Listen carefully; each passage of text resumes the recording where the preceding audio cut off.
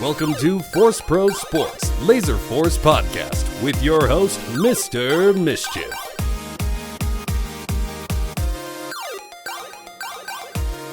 Welcome everybody to ForceProSports. My codename is Mr. Mischief. I'm an extremely amateur laser tag sports analyst aiming to make the sport accessible and fun for all. Entering our Laserforce community, at least here in the States and Australasia, and welcoming in more people from the UK who have exploded into creating their own scene as well. So many cool things are happening.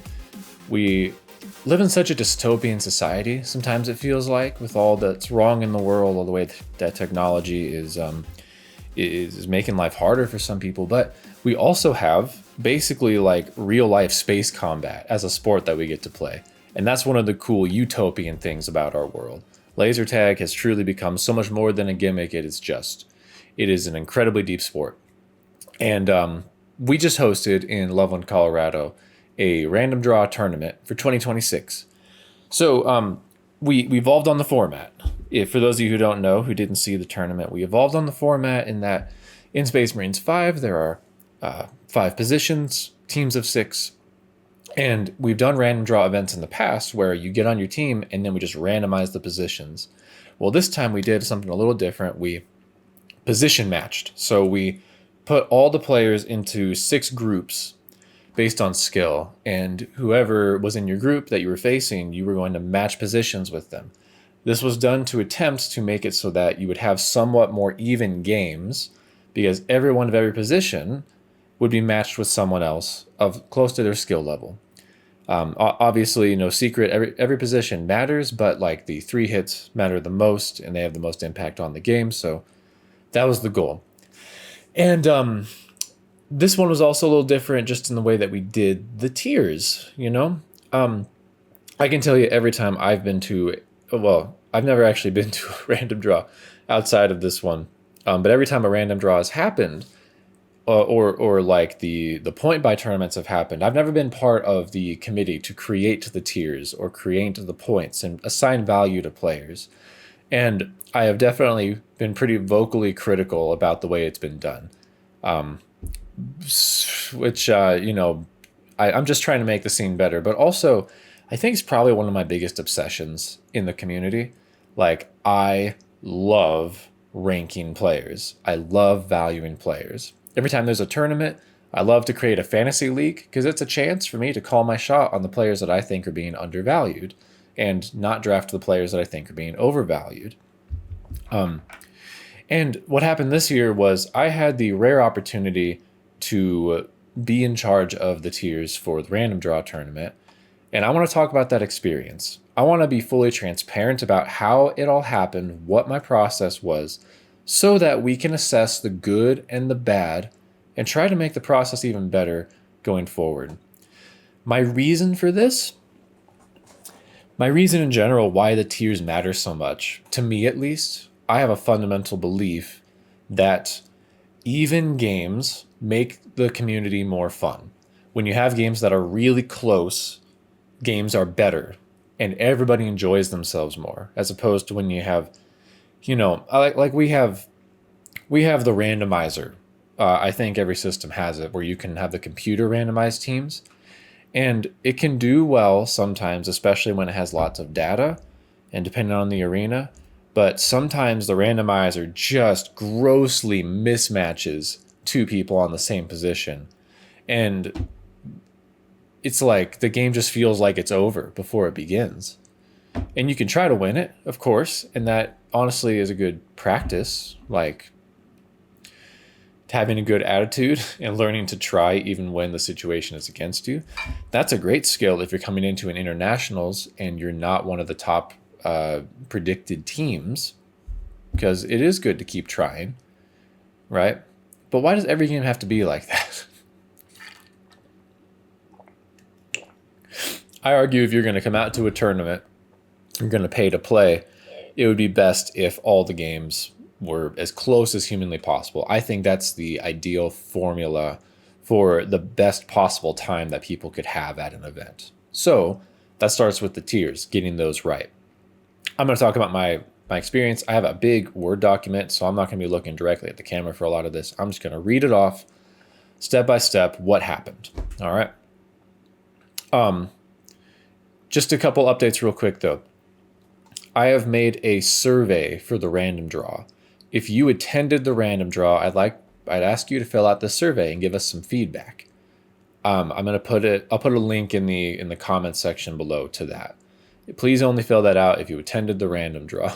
I'm just trusting the community to be cool. Now we're not going to get like 50 results and like, now I have to ask everyone individually and redo it again. I'll be making some more random draw content in the next few weeks. We'll definitely go over the results of that survey, but we're not going to look at them today. I haven't actually looked at them yet because I wanted my opinion to not be skewed by that. Just want to go off the impressions I've had first.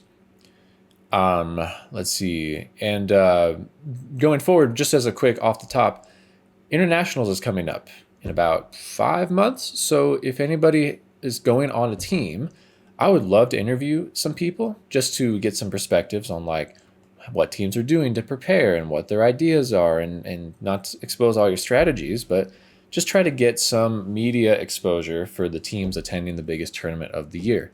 So feel free to reach out to me. I tend to be pretty bad at reaching out to people. If you want to come on the podcast, like just shoot me a message on Discord. I'd probably love to have you on, depending on my schedule. That's really the main thing. There's really very few people I wouldn't want to talk to for a couple hours about tag or an hour. All right. So my experience as what we'll call Laserforce's first self-proclaimed tier master. So first of all, for this random draw event, there was a group already created to run the event. I believe it was like multiple people from, it was like Joe and Gabe running the tournament. I think Caleb and Dallin, Nolan and Aiden, DK and Beans. I think that makes up the group chat. So they were already going to run the event. I, trying to not be as involved anymore, was not wanting to really help that much. But Joe asked me if I could handle the tiers, and that was a huge honor. I was like, heck yeah, I'll handle the tiers. That's not even true. At first I was like, I don't want to be as involved, but if you want me to help, then I'll help.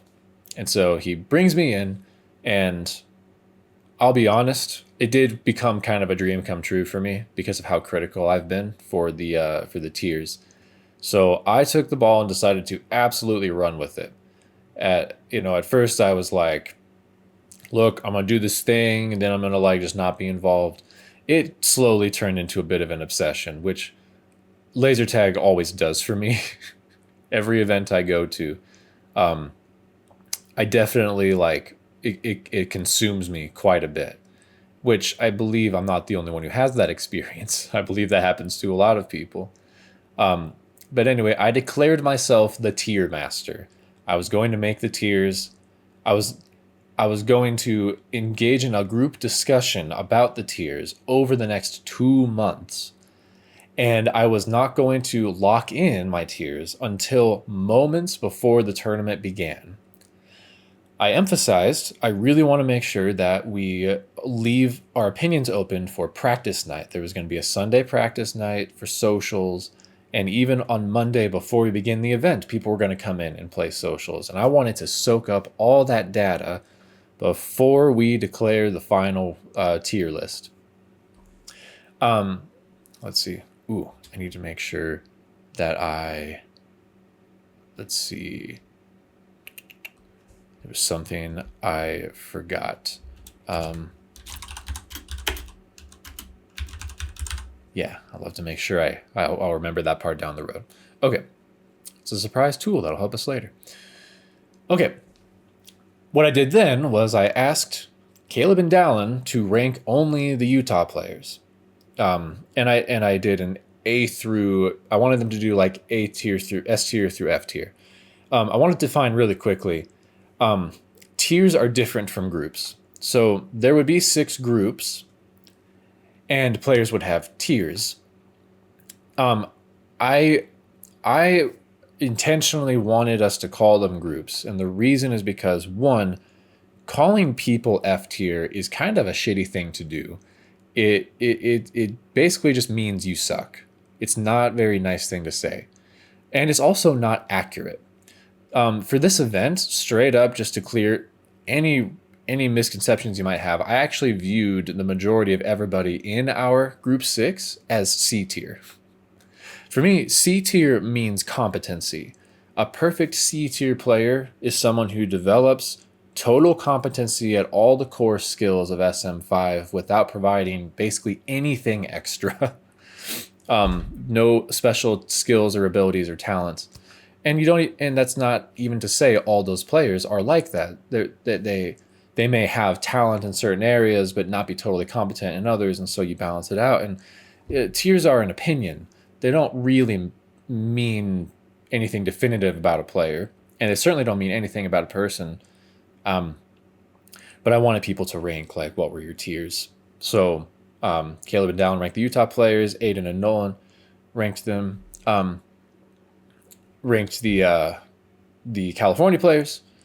And Josiah and I ranked the 11 players. Oh, I think DK ranked the California players too. And then once I had like 3 separate tier lists, I basically just mashed them all together without asking any questions. The big disparity in that was going to be like, okay, how does like a Utah B compare to a California B? Are they compatible, or did like Aiden and Nolan view B as like a higher level than Caleb and Dallin did, right? We don't know these things. So combine the rankings, and then something was coming up that we were going to randomize all the tiers the same way we kind of done it before, but we had one special request, and it was that Jeff, who was going to play in the tournament, and Josiah wanted to be paired up together. So like, okay, I created this list and I put Josiah and Jeff next to each other, and then it kind of like naturally happened. I was like, oh, wait, if they're paired together, and I didn't necessarily consider Jeff to be like a bottom player or anything. But I thought it might be appropriate since he doesn't play that often, and so I just kind of put them together, and I'm like, oh wait, what if we just go down the list pairing people? The idea would be like, within groups, you're going to have the highest end player of that group and the lowest end player of that group, theoretically. What if you paired the highest end player from group 1 with the lowest end player from group 6, and then like the lowest player from group 1 with the highest player of group 6, so that when you have a disadvantage in one group, you should have an advantage in another group. And the idea happened so automatically, I made a draft to really explain the idea, and I showed it to the group, and I proposed the idea, and the group unanimously liked it. So I ran with it, created the first draft. We had a big discussion. We began a big discussion about, all right, first draft, what do you guys think? Where do we put the players?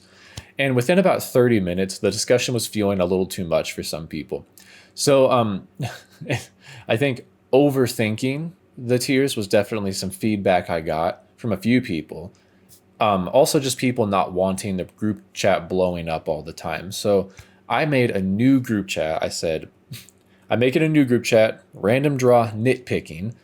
The purpose is, one, I don't think it's going to harm the tiers to actively discuss the players for 2 months.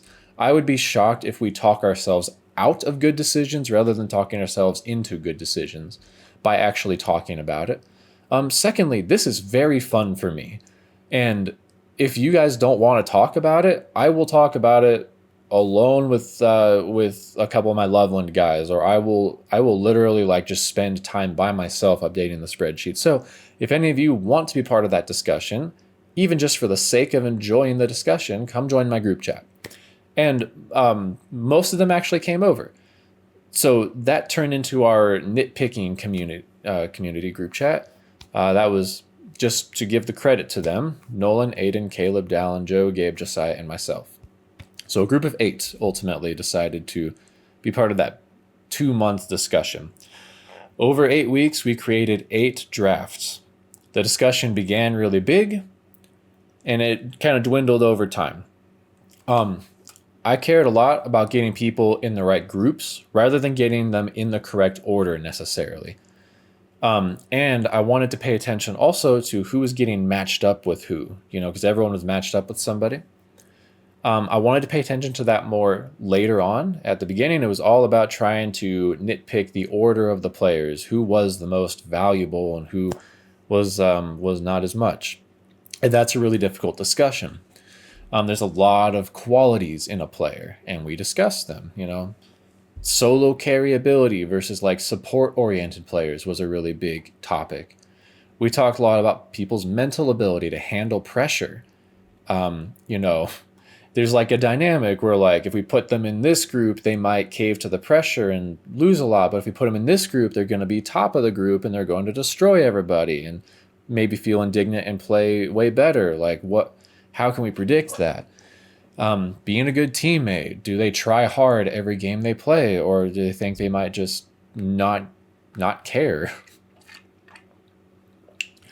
In the end, I think in general, I gave most players the benefit of the doubt on their mental game and believed that everyone would be playing at their very best.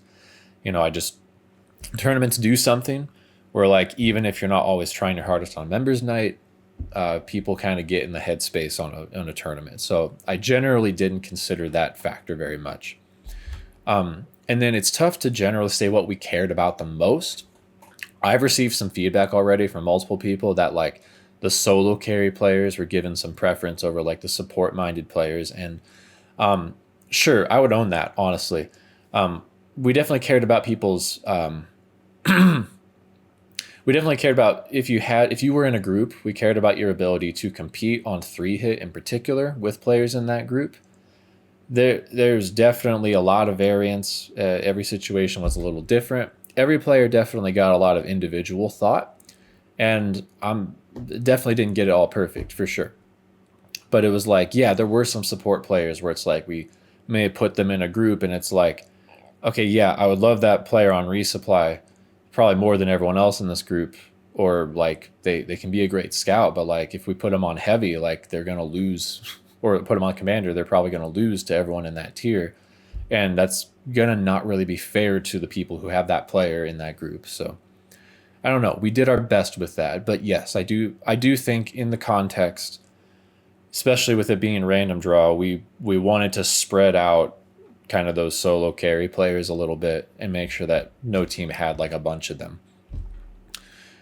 Let's see. I think so some feedback from myself for the future is a lot of my discussion was like I would get up at like 5 a.m, which is when I usually get up because I'm old now, guys. This is what I do. And I would update my tier for the week, and I would create a big wall of text explaining my reasons and asking for feedback. I don't think this was the best discussion format. If I were in a group chat with somebody who would send like literally like 6 paragraphs of text all at once, I might be like, okay, dude, I think you know what you want. I don't know that there's much room for debate here, even though I really wanted feedback. I think if I could go back, what I would do in the future is I would send a lot more questions. Just, hey, I switched these players, bullet point the reasons and be like thoughts, or even put up a poll like who agrees or who disagrees, like make it really easy for people to give feedback even if they didn't want to put a bunch of time and effort into it. Let's see. The only real changes that were happening week to week were based on practices from the Lovelanders, which was relevant. We did go in a little bit of a we definitely had some disagreements between me, Joe, and Josiah debating over certain players in the tiers, and we would pit certain players against each other as 3 hits over the 2 months just to kind of figure it out and like try to prove each other wrong. I can tell you like there's a certain draft or two where that particular week our new Loveland A team beat the Loveland Phoenix team, all of us except for we had 1 sub. But they beat us 2-0. And I had a pretty emotional reaction that was reflected in the rankings. You saw all those Lovelander players just shoot up above the out-of-towners, and I had to balance that out. Something in the future I might also do well to explain better is this is part of my mental gymnastics. Like, I am willing to feel out all sides of an argument and like sit with it and see how it feels, and then probably arrive at the middle towards the end. But I think it was definitely like a little worrisome or annoying for some people that like that's how big the shift was that particular week. And I'm glad I got that feedback, and I kind of came back down to earth, and it was all good. I spent an evening with Josiah just watching GoPro footage of all the St. George players to like get some opinions for ourselves on them. I would say that in general, that wasn't very helpful actually. When most of the opinions we developed from watching their GoPro games were actually unhelpful or not accurate when assessing those players in Loveland. Weirdly enough, I would think that would be helpful.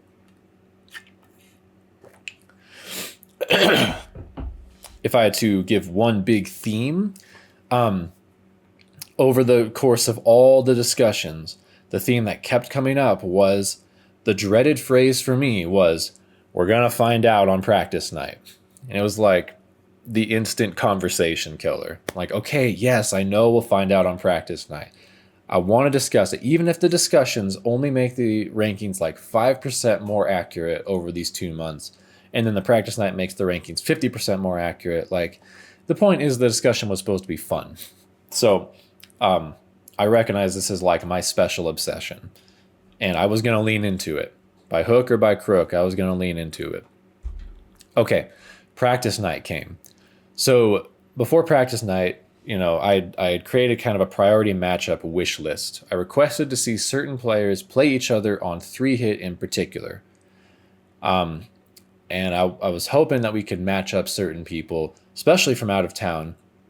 I even wanted a few Lovelanders to get in there just as like, because again, we have these separate ideas of what a B tier player is. So like, how does a B tier in your mind from like Utah match up against one of our B tiers? And like, what does that mean?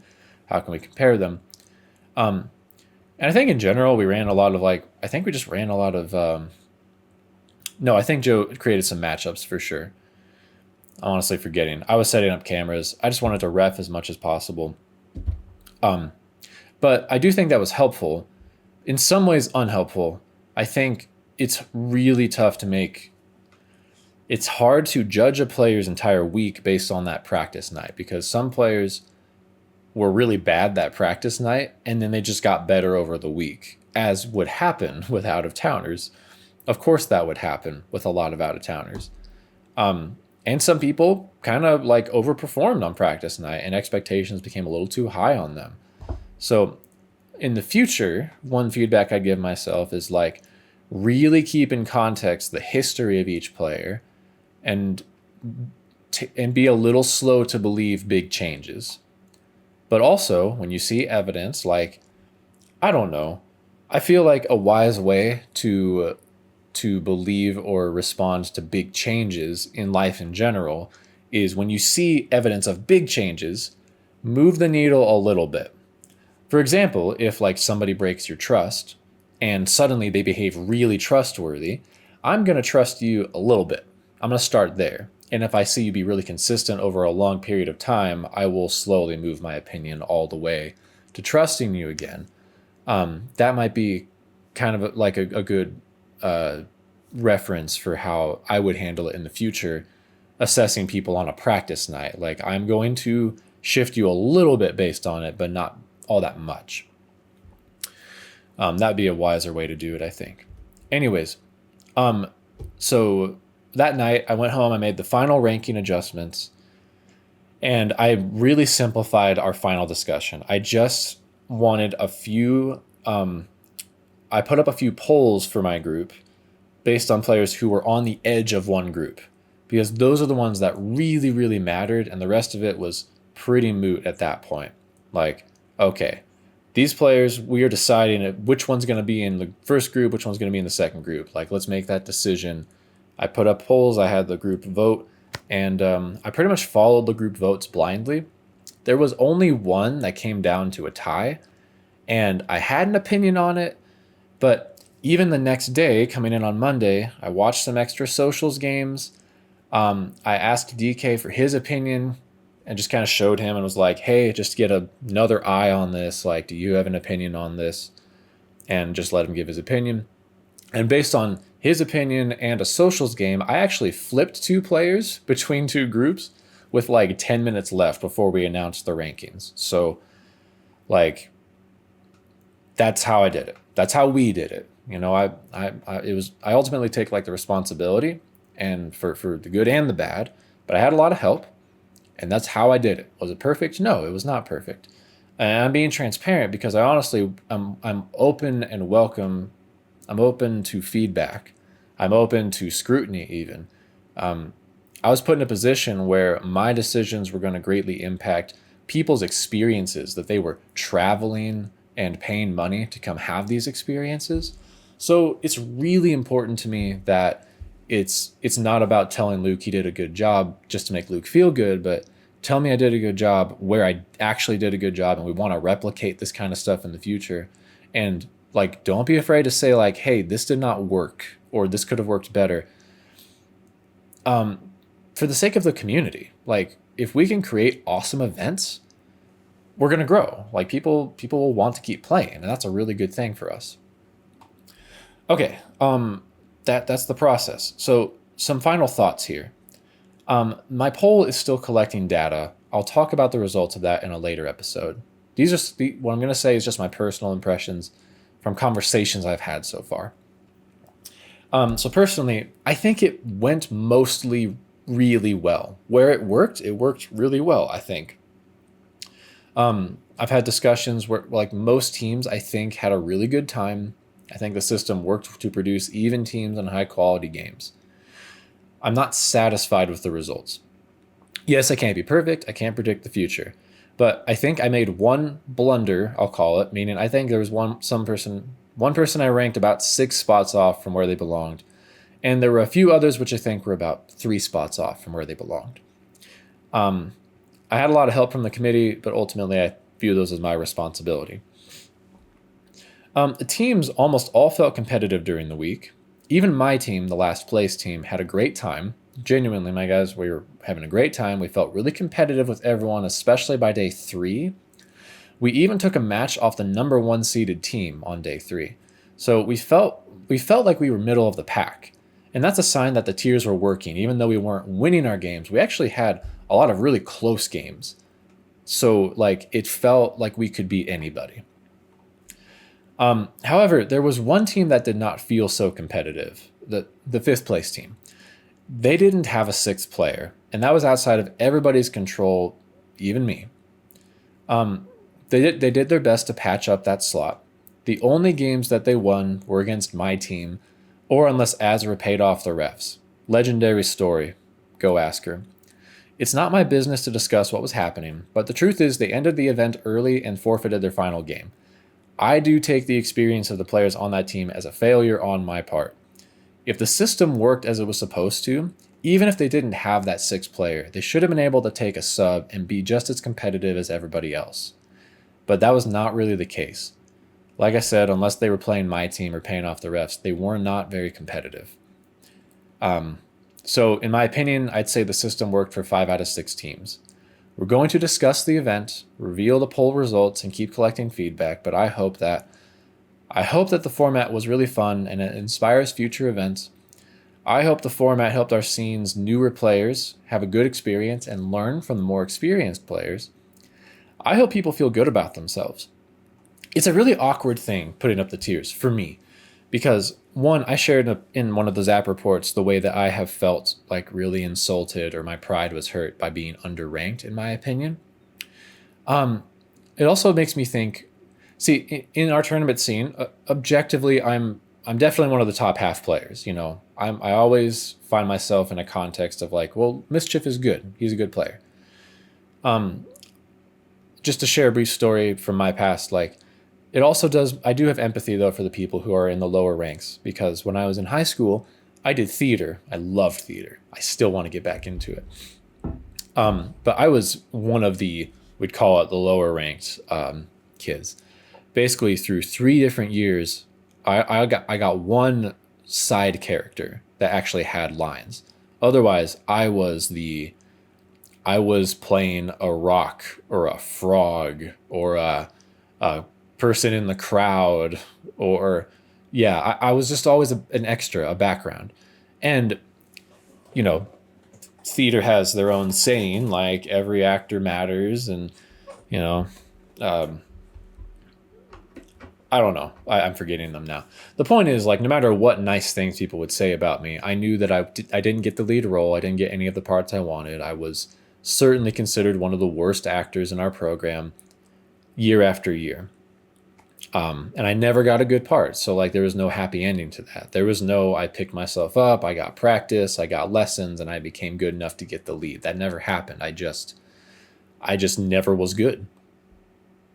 And every time that I did auditions, it was really personal. Like, it takes a lot of guts for anyone to stand up on a stage and have everybody judge you. And then to have the cast list come out, and it's like, oh, great. Once again, I have been judged as not good enough, and I have to spend the whole show practicing as this part for this thing. And